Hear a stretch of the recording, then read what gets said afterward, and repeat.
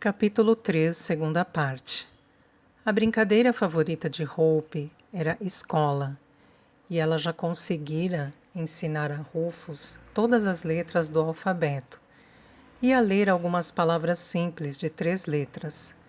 Não seja indelicado, Rufus. Quantas vezes já lhe disse que um cavalheiro sempre se levanta quando uma senhora entra no cômodo? Desculpe, mãe, disse ele e se levantou relutante. Hope achou que seria melhor levantar-se também e foi ajudar Ruth a recolher as peças do quebra-cabeça. Lady Harvey explicou à visitante que Hope era a irmã mais nova de sua criada pessoal e que vinha brincar com seu filho uma vez por semana. Em seguida comunicou a Rufus que a senhorita Bird lhe daria lições na sala de aula todos os dias. Prefiro aprender com o reverendo Gosling, como Hope, respondeu Rufus. O reverendo Gosling só dá aulas para as crianças do vilarejo, disse Lady Harvey, bruscamente, parecendo aborrecida por seu filho estar se mostrando tão pouco cordato. E a senhorita Bird vai lhe ensinar um pouco de história, geografia e música também. Ela toca piano. Hope teve vontade de rir ao ver Rufus fazendo o bico petulante. Costumava considerá-lo um pouco mariquinhas, embora isso fosse em parte porque ele sempre estava vestido com uma roupa em estilo marinheiro e suas meias brancas nunca tinham um cisco de sujeira sequer.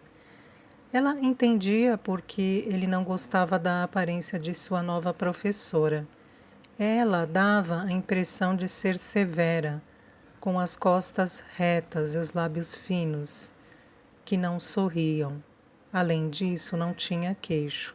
A parte inferior do rosto desaparecia no pescoço. Ela vai dar aulas para Hope também? Perguntou Rufus. Não, não vai. Lady Harvey se aproximou dele, para mexer em seus cachos louros. Seu pai acha que é hora de você conviver com alguns meninos. Portanto, Benjamin e Michael Chappell virão passar 2 tardes por semana aqui. Hope soubera por Nell que os Chappells moravam em uma casa grande em Chelwood.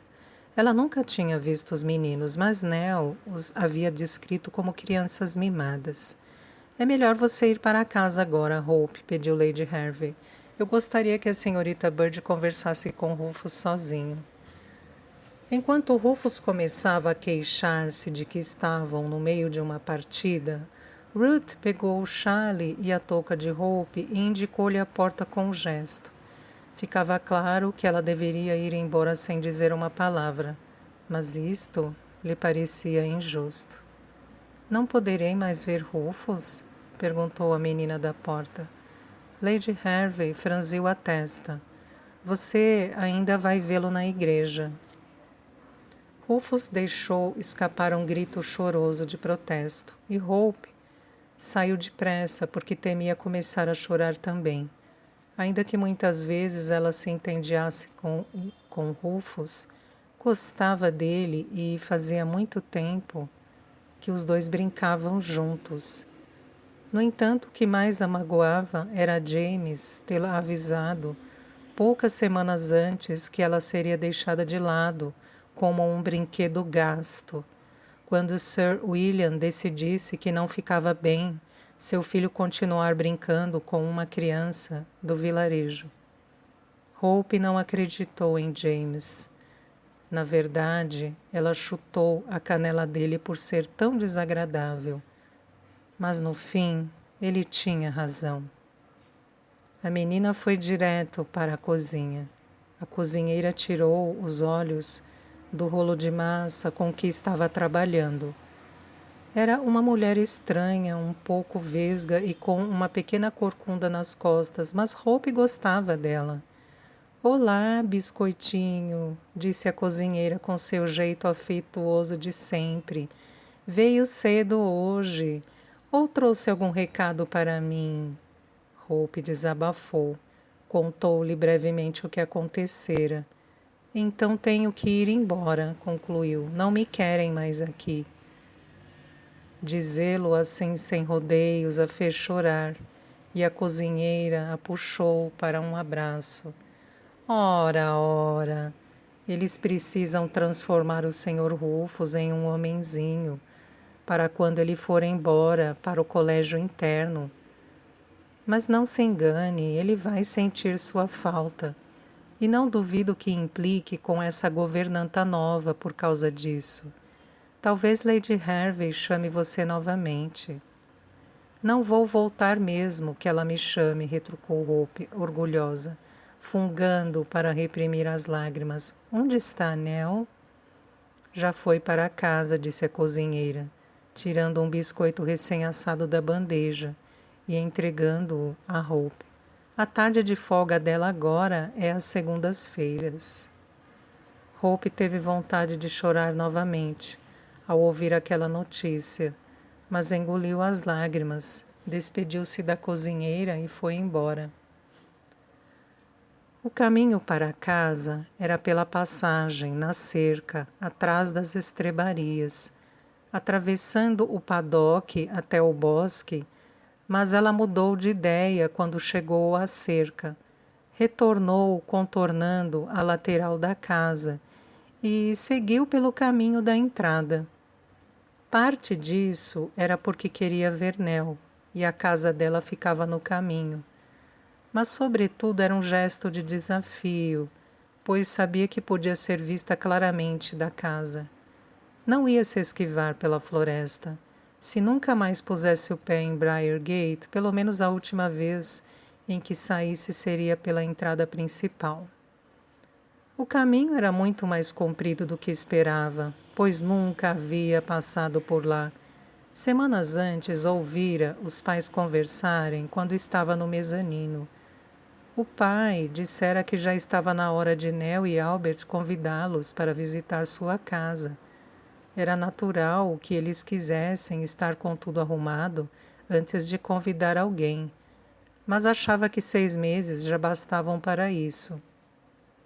A casa do portão ficava junto à entrada da propriedade e fora construída muito antes de Briargate. Era uma pequena construção de pedra de aparência bastante severa, com janelas de vidro em caixilhos de chumbo e uma cerca de estacas de madeira branca. No tempo de Sir Holland Harvey, havia alguém lá o dia inteiro para abrir e fechar os portões, quando os visitantes entravam e saíam, mas isso deixava de ser feito uns 20 anos antes e os portões foram retirados. Até Nell e Albert se mudarem, a casa ficara vazia por muitos anos. Nell abriu a porta segundos depois que Hope bateu e ficou atônita ao ver a irmã caçula. Hope, o que atrasa aqui? Milady não me quer mais em Briargate, desabafou Hope, e logo desatou a chorar. Ora, deixe disso, pediu Nell, abraçando-a e levando-a para dentro da casa. Entre e me conte tudo. Entre soluços, Hope explicou o que havia acontecido. Agora estou sendo posta para fora como se fosse lixo. Ficou surpresa ao ver lágrimas nos olhos de Nell. E Hope se sentiu melhor ao ver que a irmã também sentia a injustiça. Eu temia que isso pudesse acontecer, disse ela. E admitiu que ela e seus pais nunca acharam que fosse uma boa ideia desde o início. Depois acrescentou que agora Hope tinha 9 anos. E de qualquer modo, era muito grande para brincar com Rufus. Preparou uma xícara de chá e foi só então que Hope começou a olhar ao redor. Era a casinha mais limpa e organizada em que já tinha estado. A mesa estava quase branca de tão esfregada, o piso de pedra também. O fogão parecia novo, como se Nell tivesse acabado de poli-lo com grafite. Não se via nada fora de lugar ou torto. As 2 cadeiras junto ao fogão Tinham almofadas cuidadosamente acomodadas. O tapete de retalhos na frente da lareira nem tinha sido pisado. As prateleiras onde ficavam pratos, panelas e frigideiras eram afestoadas com tiras de papel azul e branco. Até o pano de prato estava dobrado com cuidado. Pairava no ar um cheiro de algo assando no forno, mas não se via qualquer sinal de preparação. Até as facas, os garfos e as colheres de estanho estavam dispostos em uma caixa, como se fossem uma fileira de soldados, todos brilhando. Você fez tudo ficar muito bonito, disse Hope, mas no fundo ela achava aquela ordem toda um pouco aflitiva. Imaginamos que você ainda estava ocupada arrumando a casa, já que não nos convidou para uma visita. Não tenho tempo, respondeu Nell um pouco depressa demais. Além disso, a casa é muito pequena para viverem todos, para virem todos. Até onde Hope podia ver, a casa de Nell era maior que a dos pais e tinha um bom fogão e uma pia de verdade. Mas ela estava ansiosa para ver tudo e subiu correndo pela escada estreita que ficava num canto. O andar de cima não se resumia a um mezanino como na casa de Hope. O quarto de Nell possuía inclusive porta e janelas. Uma cama de ferro, um lavatório com uma jarra e uma bacia e um baú de madeira eram as únicas mobílias. E as paredes eram caiadas como no andar de baixo. Novamente, tudo estava muito arrumado. A colcha na cama não tinha um franzido sequer. As cortinas pendiam em dobras precisas e as tábuas de madeira tinham um leve brilho, como se estivessem enceradas. O segundo quarto, no andar de cima, estava vazio.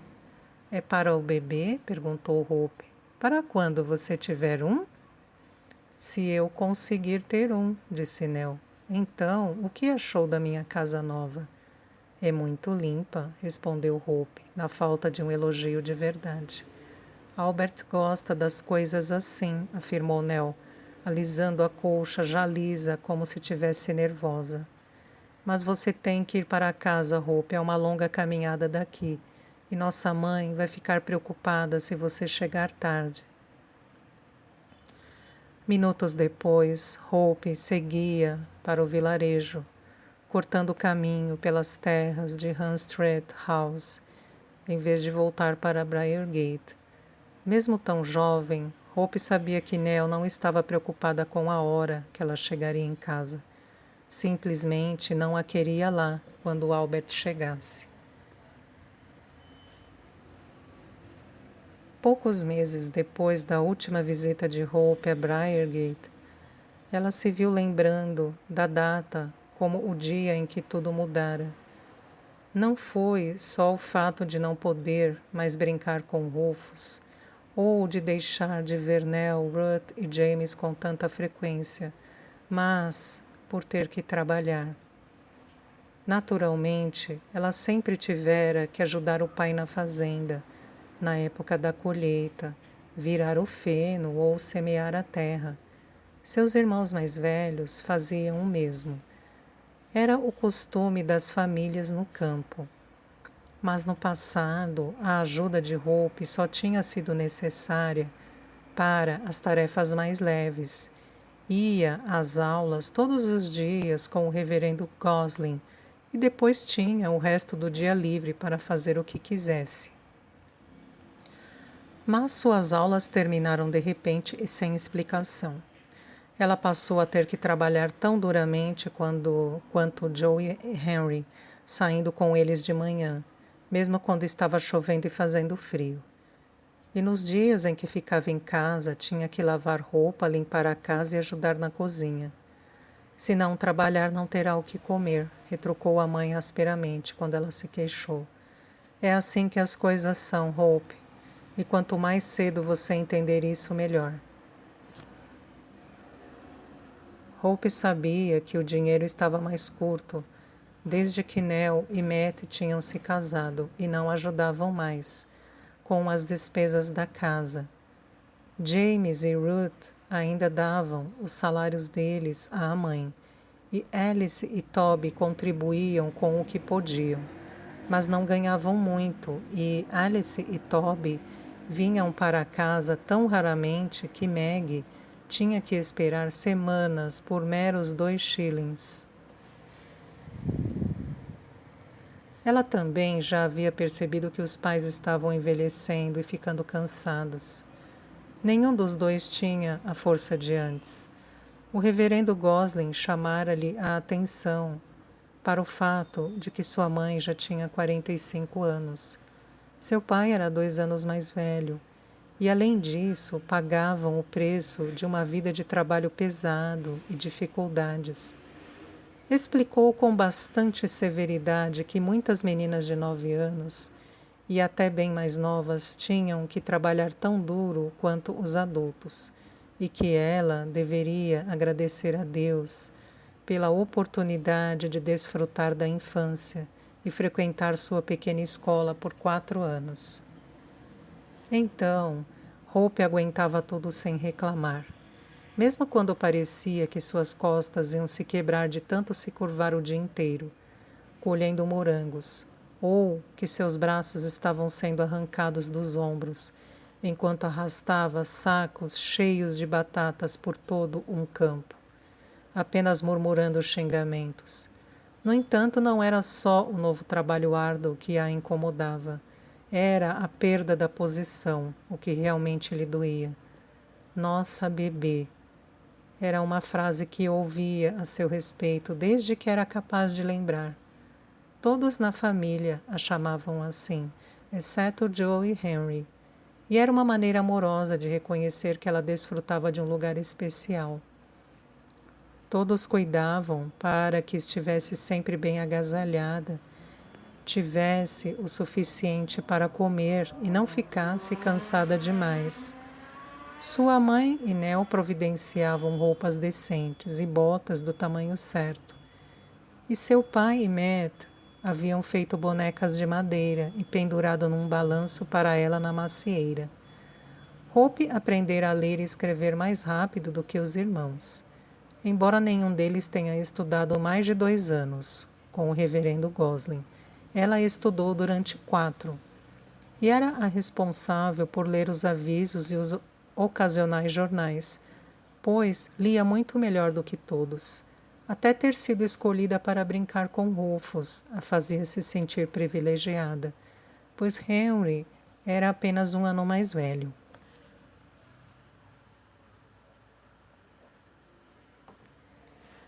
Durante os 2 anos em que frequentou Briargate, Hope foi o foco das atenções. Precisava estar bem vestida para ir lá, e nos primeiros dias tinha que ser levada e buscada, e todos na família queriam saber o que tinha feito e o que Lady Hervey lhe dissera. Agora não era mais nada. Tinha que usar seu vestido velho para trabalhar, e não havia necessidade de perguntarem sobre o seu dia, porque já sabiam.